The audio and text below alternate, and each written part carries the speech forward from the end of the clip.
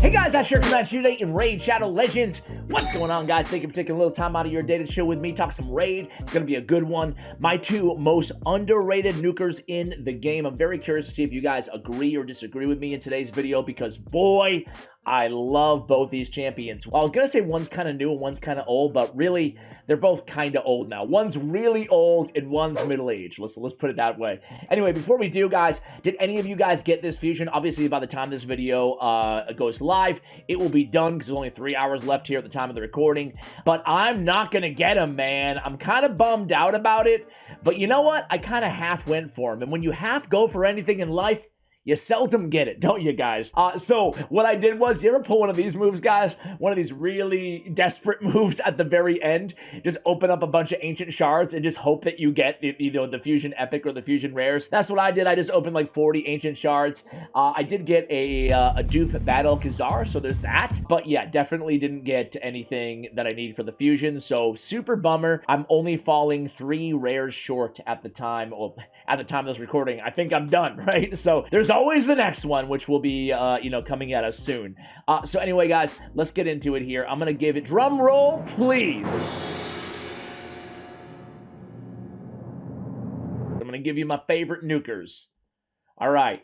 So number one is just Abbess.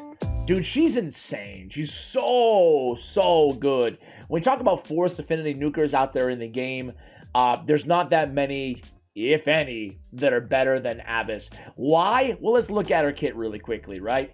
Era of Rebuke on the A1 attacks one enemy, removes a random debuff from this champion and places it on the target, on the A2. An AoE, decreased defense, 3-turn cooldown, right? So what else do you want? She's an AoE debuffer plus a ton of damage. And when we're speaking of ton of damage, Divine Wrath, man. Oof, if you have Abbess, you know what I'm talking about, dude. This ability smacks. It's an AoE attack. Damage inflicted is proportional to either this champion's attack or the target's defense or attack stat, whichever is highest. Boy, that's a really gnarly ability, right?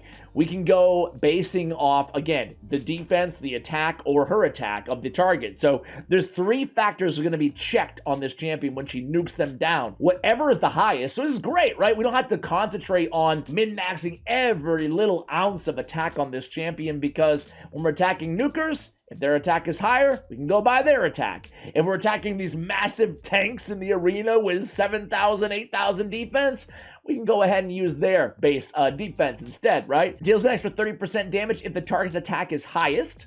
We'll ignore 30% of the target's defense if the target's defense is highest.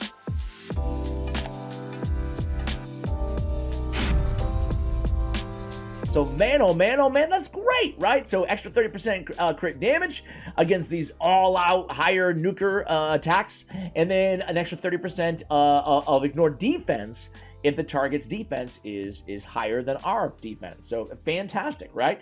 What a great ability. Then we have a attack in faction crypts by 34%. Great for faction crypts. Not useful anywhere else, obviously. So our base stats are 14k on the HP, pretty squishy, and then 1079 on the defense, not too bad for a nuker. 1564 is great, obviously for a base attack, scales pretty well, but again, obviously the attack does matter on her mass impalement and her Era of Rebuke, but it doesn't necessarily matter that much on Divine Wrath depending on who you're attacking, right? Before I show you how I have these champions built, let me show you the other dude, and this dude is, I think is at this point in the game, after his buff, I think he's probably the most disrespected nuker. And disrespected might be the wrong word. Underrated?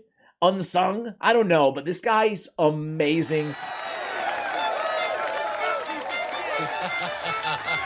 But I don't want to pigeonhole him to only one area in the game, guys, because this guy can out-nuke almost anybody in terms of just sheer damage, even in PvE content, and we're going to prove it in today's video, okay? Plus, if you have him with Vlad the Nightborn, if you happen to have both of them, watch out. To me, this is crazy to say, right?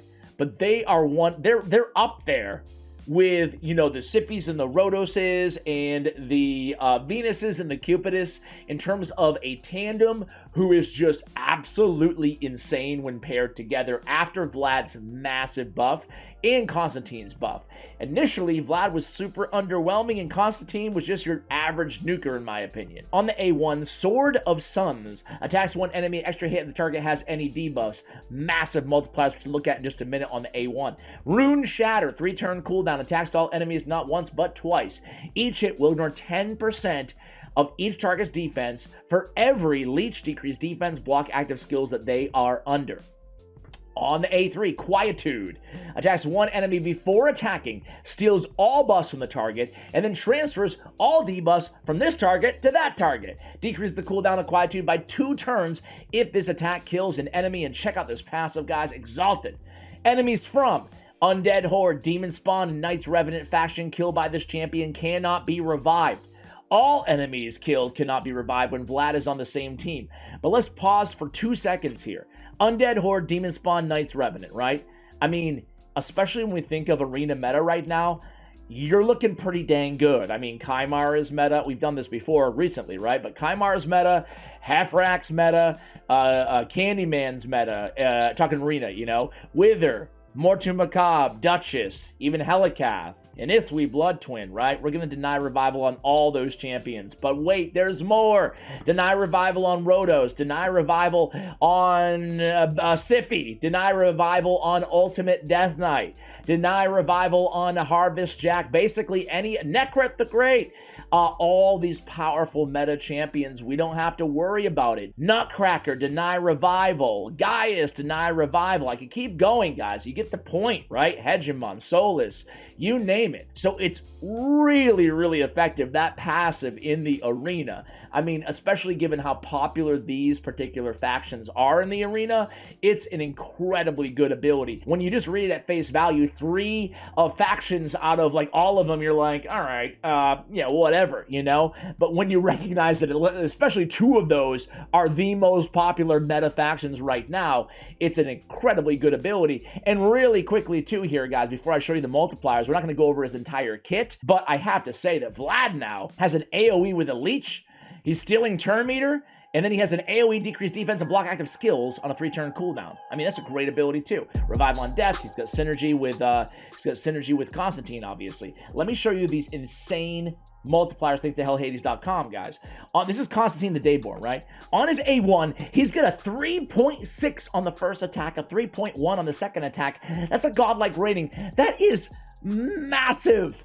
Massive damage. His A1 smacks. This dude is a beast. Let's stop talking about arena just for a moment here. This dude is a monster on ally attack teams. If you have any debuffs, he's dealing some serious damage, right? I mean, that's all a 2-time hitter. 3.6, 3.1 is insane with his A1. And then he's got a 2.5 godlike damage rating on his A2 because it's a 2-time hitter and we're ignoring defense. On the A3, a 6.5 godlike rating. And keep in mind, it decreases the cooldown by 2 turns if the attack kills an enemy, which oftentimes it does. Very, very, very good multipliers. Haven't forgotten about you, Abbess. On her A1, a 2.8 to 2.8. Looks weak compared to Konstantin, but still, a 5.1 godlike AoE damage on the debuff, dude. That is big damage, right? On her 3-turn cooldown, on the A2, the decreased defense ability, she's got a 5.1. And then she has a godlike rating again. This is a weird one, right? It's hard to look at the multipliers. It's 4.5 attack on her attack or 4.5 on the enemy defense or attack, whichever is the highest. The weird thing about this one is it doesn't read, I mean, godlike rating is godlike rating, right? But it doesn't read to be like, okay. But when you factor in that extra 30% crit damage or the ignore 30% of the target's defense, man, she can absolutely just decimate everything with that A3. I don't know why more people don't talk, including myself. Well, here I am. I'm doing it, man. I'm doing it. Don't talk about these 2 champions when they talk about some of the best in terms of nukers out there in the game. I truly feel that way. I'm not just saying it for the video or anything like that. Let me show you how I have them built really quickly here. Abbess, we have in Savage gear. I have a broken set on her as well. It is what it is. When we take a look at her total stats, I can't talk today, jeez. When we take a look at her total stats, slow down, Ash. Take a deep breath.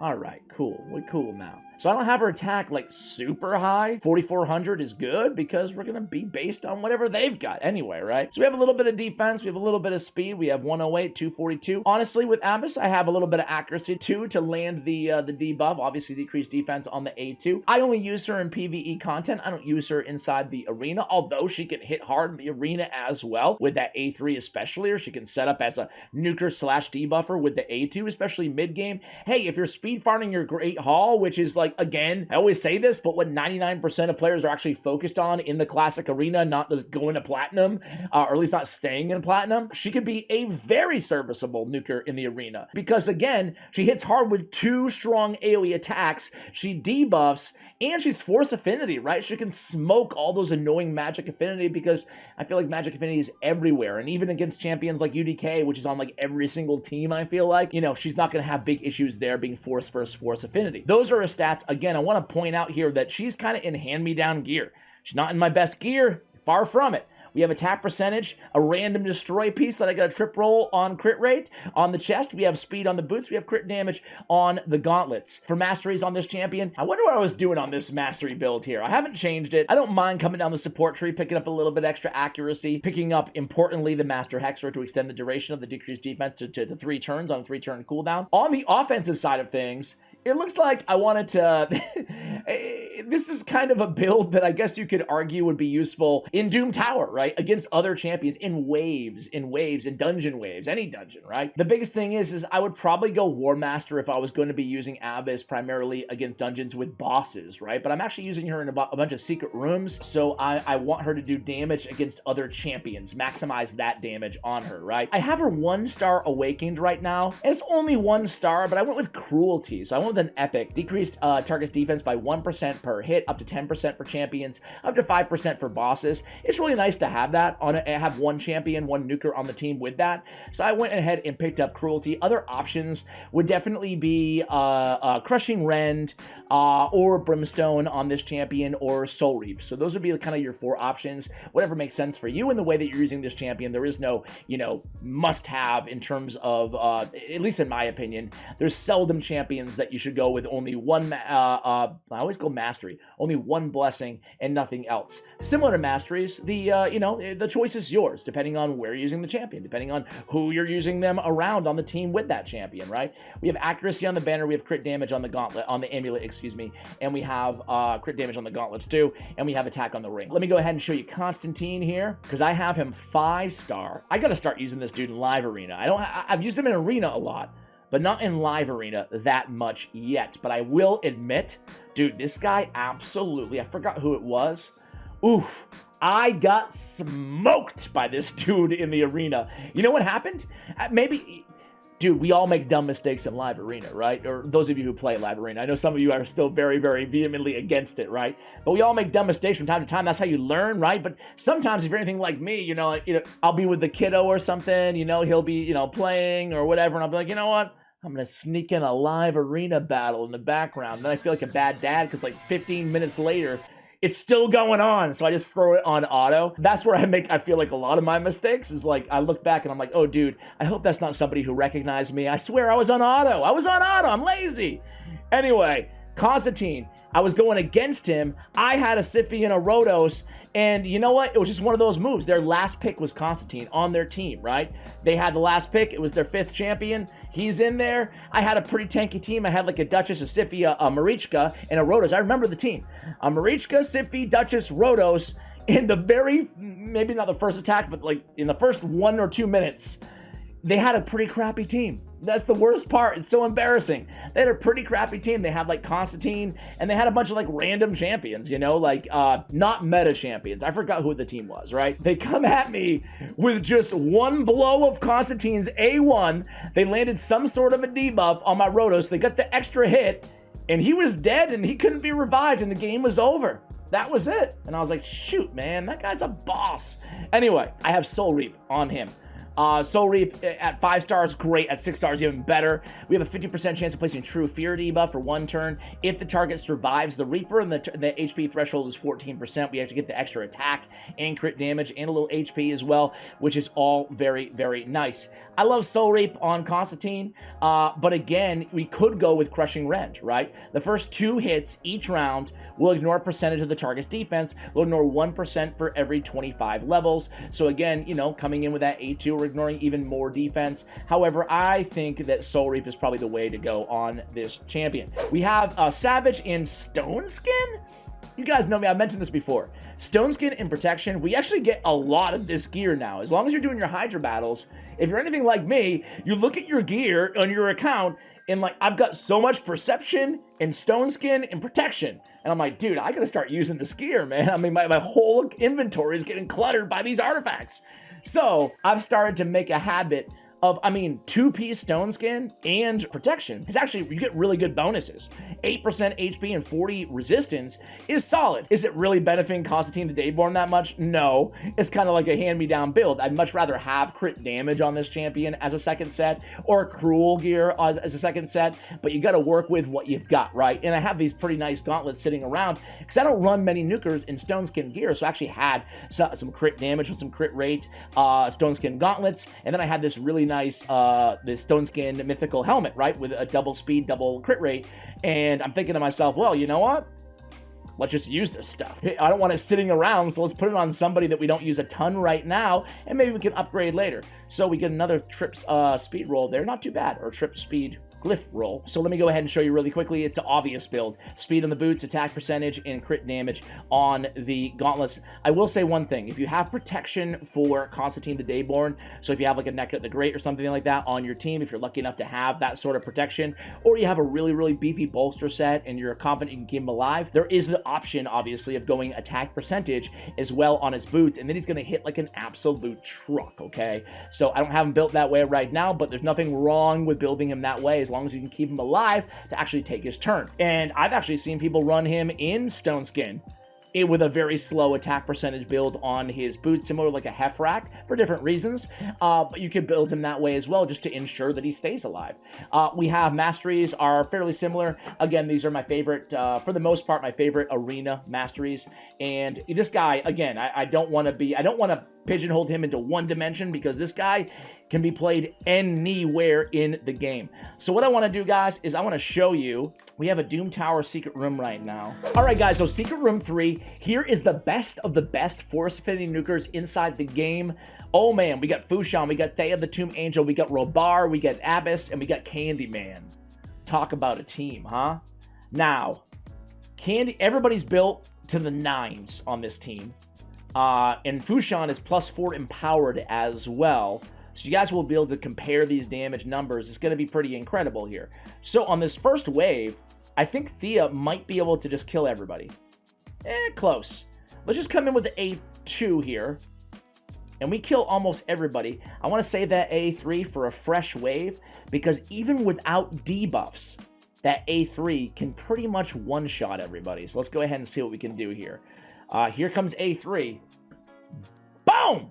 Ooh, very, very close, right? I mean, that was some big, big, big damage, guys. Let's go ahead. Candy has a really hard-hitting A1, and now we have some abilities still on cooldown for the third wave. Come into A2 with Fushan, land a couple stuns, sounds good. We have Robar's A1 here. Land another stun, get an extra turn, come in here with Wild Swing, get those debuffs. Let's go ahead and try to poke away at Brackus the Shifter because he's going to come back to life. Let's grant an extra turn here. We're 1 turn away from Hex Reaper. Here comes Candyman. It's time to shine. Butcher's Glee. Boom. Boom. Dead. Dead. All right. Get the last shot there, Candy. Oh. Oh, and then Abbess dies too? That's not cool. All right, how does she do here? How does she do? It's tough because the sample size was only a couple waves, but again, she put out a lot of damage considering it felt like she barely even got a chance to take a turn, right? Just an incredible collection of Force Affinity Nukers, guys. And yeah, I just really, I love all these champions, but I just really love Abbess. I love Fushan too, but keep in mind, he's +4, man. And again, he's built to be a super nuker. Robar in the damage lead with 412. But again, very RNG. It's hard to say that anybody's better than anybody there, but I love that Robar and Abbess both bring the decreased defense as well. All right, guys, now it's time to give Konstantin a time to shine in PvE before we take them into the arena. And of course, I'm going to put him with Vlad and 3 ally attackers. I just picked the first 3 that I saw: Ferrican the Fat, Longbeard, and Cardial. I could easily replace this with Lanakin the Chosen, or why am I totally drawing a blank on all my favorite ally attackers? And Necret the Great if I wanted to. We could go in with, Kree the Witch Arm. There's the one I was looking for. Anyway, I'm just going to go on full auto here and see how we do. It's only floor 40 of hard, but I want to see Konstantin and Vlad together, right? So Vlad's putting himself under the veil, which is good because he's pretty squishy as well. Here comes the Rune Shatter. Block Revive on everybody, which is fantastic against any boss with minions, a la the Eternal Dragon, right? Not have to worry. Look at that. Look at that A3 coming down. Quietude, reducing the cooldown of that skill as well, because we did kill an enemy. There goes Vlad again. Really fun team. No, I was going to say no ally attacks right now.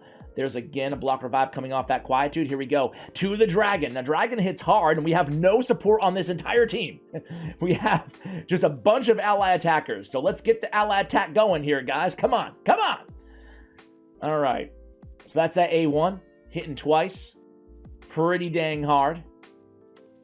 Let's get the ally attacks. Hello, hello. Oh man, they burnt them all. Okay, here we go. Here we go. Look at this. Boom, boom. See that life go down when Vlad hits him? When Konstantin, excuse me. Now we get the counterattack. Fabulous. Here's Quietude, 125k damage. Not too bad, not too bad. More ally attacks, please. Here we go. I guess we do have some support with Cardio, right? I'm like sitting on one of the best supports in the game, and I'm like, there's no support on this team, guys.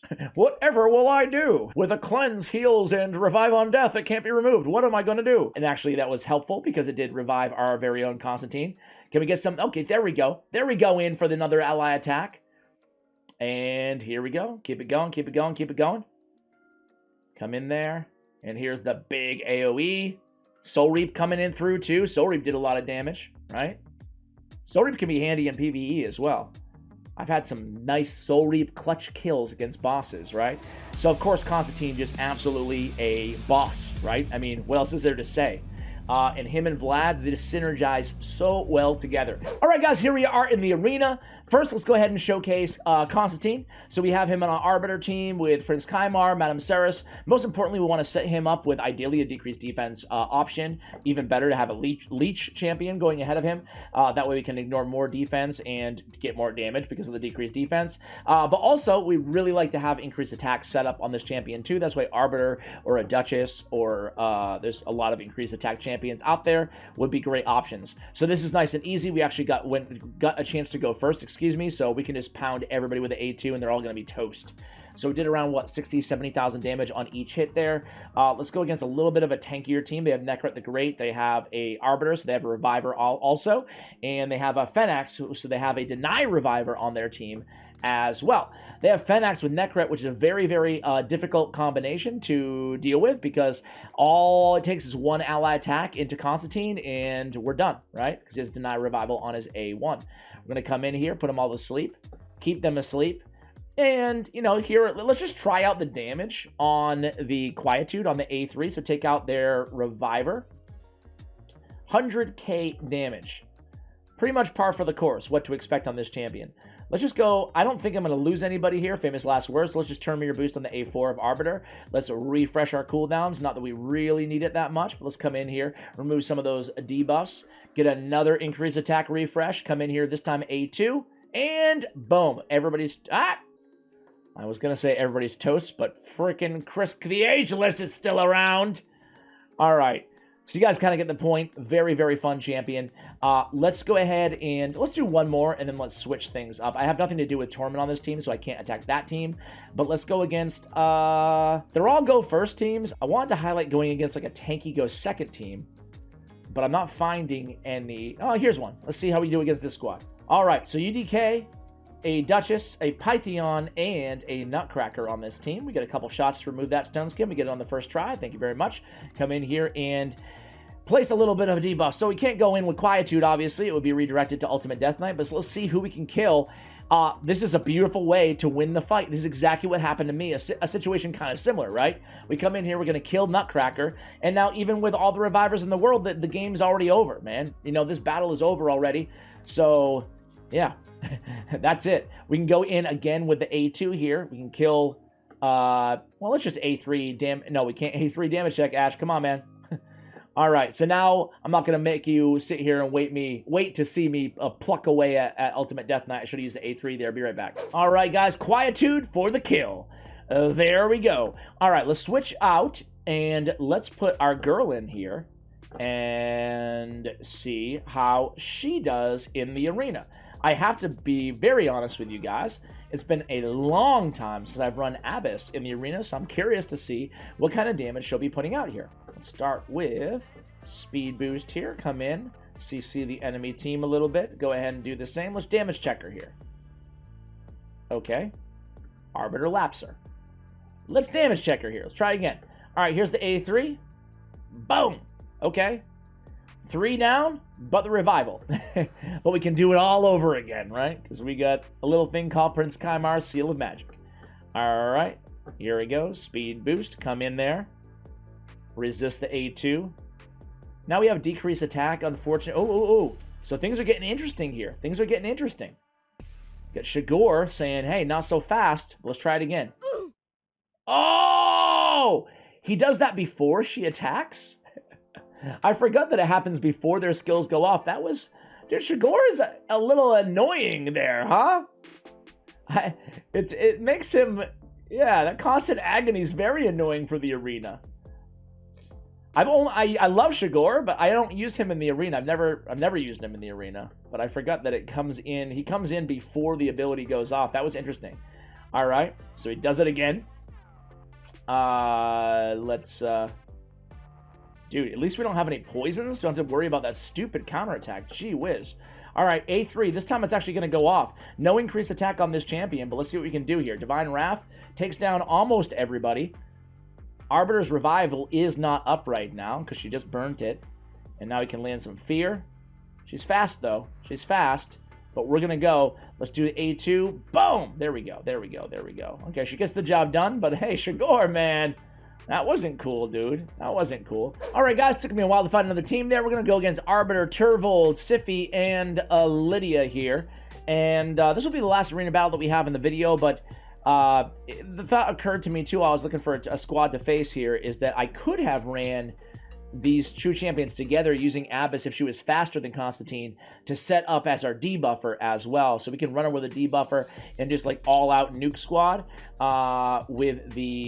instead of opening with a mass impalement. So anyway, let's go ahead and open with Divine Wrath again. You know what? Let's just try out mass impalement just to see the damage, right? Whoa! All right. All right. Hey, not bad on the A2. That's what I'm talking about. 5.1 multiplier, guys. Let me know what you think of these nukers. Thank you so much for watching until the end. And as always, take care, guys.